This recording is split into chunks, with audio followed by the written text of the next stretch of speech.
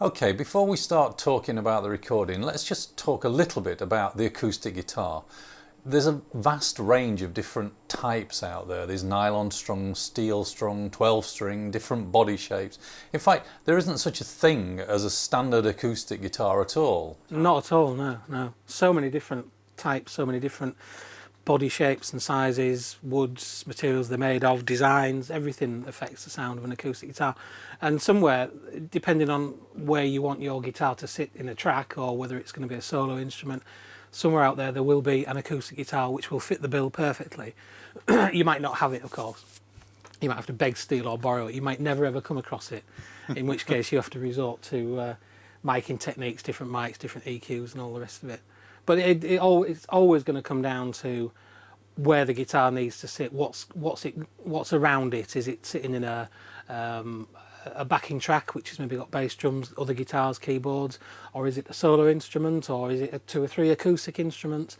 All these things dictate which guitar you will use, and of course the nature of the artist as well. A lot of artists are very faithful to the guitars that they use and Sure. want to use their particular instrument. Yeah, I remember when I first started engineering, guys bringing in absolute crap guitars and expecting them to sound good, and I learned very quickly. I had a mate who had a really nice Gibson, and every time I knew I'd got a session, I would bring that in. But of course, then you just get that one sound on your acoustic guitar all the way through. You do, yeah. In my experience, there's nothing that says if you pay, you know, £1,000 for a Martin or something, that it will sound fantastic. It's like any instrument, really. It's so much in the hands of the user. Sure. You know, if you've got a good player with a good technique, and who's aware of how to make the instrument sound good, then it will sound good. And as a general rule, I guess the better the guitar, the more expensive the guitar, the better it will be.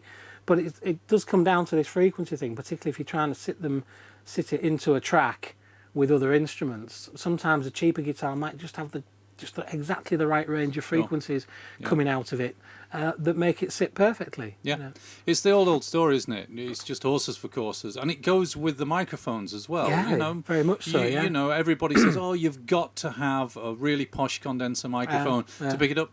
You can record acoustic guitars with an SM57. You can do them with anything. You Yeah. can do them with anything. Yeah. Again, it's about what you want to capture out of that sound and where it has to live in the great scheme of things. Sure. You know. Yeah. I'd recently recorded an acoustic album just using the ribbon mics, the AEA ribbon mics, one on the guitar, one on the vocal, and I was very, very happy with the sound. Yeah. Yeah. And we'll be doing some of that a bit later on as well, Yeah, I think. Yeah. Great. All right. So just have a listen. Yeah. Got to just listen and Yeah. find out what you want out of the sound. Absolutely, yeah. You just got to try some things, you know, get it mic'd up, get the player playing, and try and sit it into whatever it's got to sit in, whether it is in a track or with whatever other instruments, and just see where you think it's lacking, you know.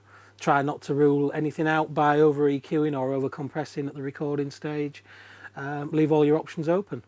But if it's horribly wrong, then change the guitar Good call. or go to the pub.